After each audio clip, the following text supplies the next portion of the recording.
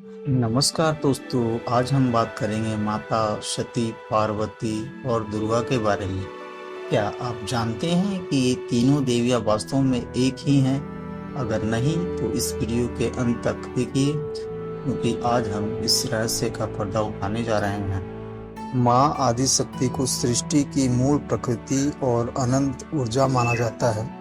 वे अनादि और असीम है, ठीक वैसे ही जैसे भगवान शिव, जिनके साथ उनका अटूट संबंध है। शिव और शक्ति एक दूसरे के पूरक हैं और दोनों एक साथ देखकर ही सृष्टि का संचालन संभव होता है। आदि शक्ति जो हर रूप में विद्यमान है, भगवान शिव की अर्धांगिनी है। उन्हें सृष्टि का कर्ता, पालनकर्ता और संहारकर्ता के रूप में पूजा जाता है। सृष्टि के शुरुआत में जब ब्रह्मा जी ने सृष्टि के निर्माण के लिए शिव जी से सहायता मांगी, तो भगवान शिव अपने अर्धनारीश्वर रूप में प्रकट हुए। यह रूप अद्वितीय था, जहाँ शिव और शक्ति एक ही शरीर में एक साथ विराजमान थे। लेकिन सृष्टि के विस्तार और संचालन के लिए शक्ति और शिव को अलग अलग रूपों में आना पड़ा, और तभी वह इस ब्रह्मांड का निर्माण हुआ। शिव और शक्ति का यह विभाजन केवल सृष्टि के संचालन के लिए था, लेकिन उनके बीच का संबंध अटूट और शाश्वत था। शिव पुरुष हैं और शक्ति प्रकृति, और दोनों मिलकर ही संसार का संचालन करते हैं। भगवान विष्णु, जो सृष्टि के पालन कर्ता माने जाते हैं, उनके लिए देवी लक्ष्मी प्रकट हुई। यह कहा जाता है कि देवी लक्ष्मी भगवान विष्णु के हृदय से प्रकट हुई।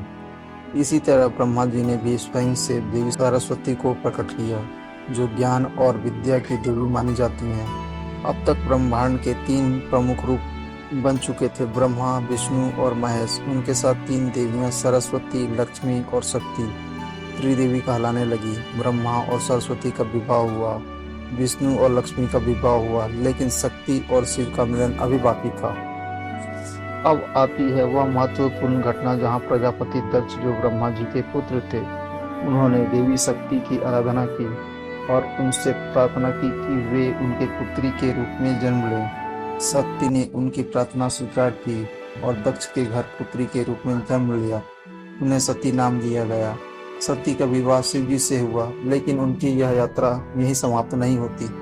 प्रजापति दक्ष ने एक बार एक यज्ञ का आयोजन किया, लेकिन उसने शिव जी को आमंत्रित नहीं किया। सती, जो शिव की पत्नी थी, अपने पति का यह मान सहन नहीं कर सकी।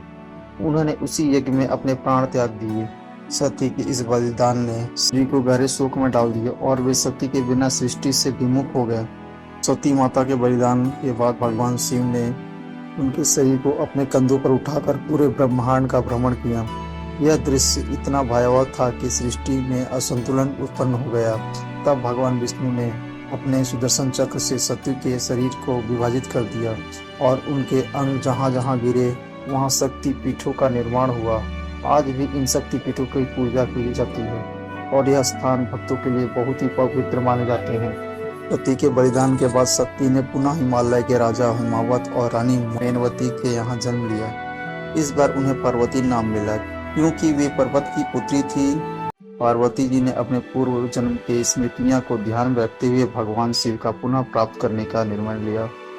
उन्होंने कठोर तपस्या की ताकि वे शिव जी का हृदय तक जीत सके। पार्वती की तपस्या अत्यंत कठिन थी, लेकिन उनकी भक्ति और दृढ़ संकल्प के कारण भगवान शिव ने उन्हें स्वीकार कर लिया और उनके साथ विवाह किया। यह विवाह शाश्वत प्रेम और समर्पण का प्रतीक है। हम इसे महाशिवरात्रि के रूप में हर वर्ष मनाते हैं। शिव और पार्वती के पुनर्मिलन के बाद पार्वती ने कई बार अपने शक्तिशाली रूपों का प्रदर्शन किया। जब दुर्गामासुर नामक राक्षस ने अत्याचार बढ़ाए, तो पार्वती ने एक उग्र रूप धारण किया और दुर्गामासुर का वध किया। इसके बाद उन्हें दुर्गा नाम मिला, जिसका अर्थ है दुर्गम का नाश करने वाली देवी। इस दुर्गा रूप में उन्होंने अपने 9 और रूप धारण किए, जो 9 दुर्गा के नाम से जाने जाते हैं। माता दुर्गा के छठे रूप को कात्यायनी कहा जाता है। इसी रूप में उन्होंने महिषासुर नामक दानव का वध किया, जो बहुत ही शक्तिशाली था। इस महान पराक्रम के बाद देवी को महिषासुर मर्दिनी का नाम से जाना जाने लगा।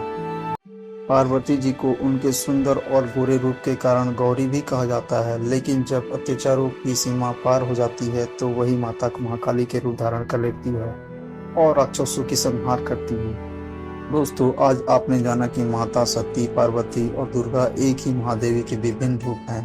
चाहे हम उन्हें सती, पार्वती, गौरी, दुर्गा, भवानी, काली या अन्नपूर्णा कहें, वे सभी एक ही माँ हैं। आदि शक्ति, शिव और शक्ति एक दूसरे के पूरक हैं और उनकी कथा हमें सिखाती है कि प्रेम, त्याग, समर्पण और शक्ति कैसे जीवन का महत्वपूर्ण अंग है।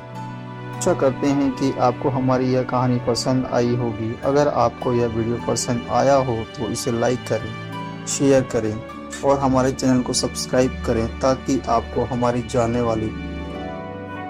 आने वाले सभी वीडियो की जानकारी मिलती रहे। तब तक के लिए जय माता दी। फिर मिलते हैं एक नई पोस्ट के साथ।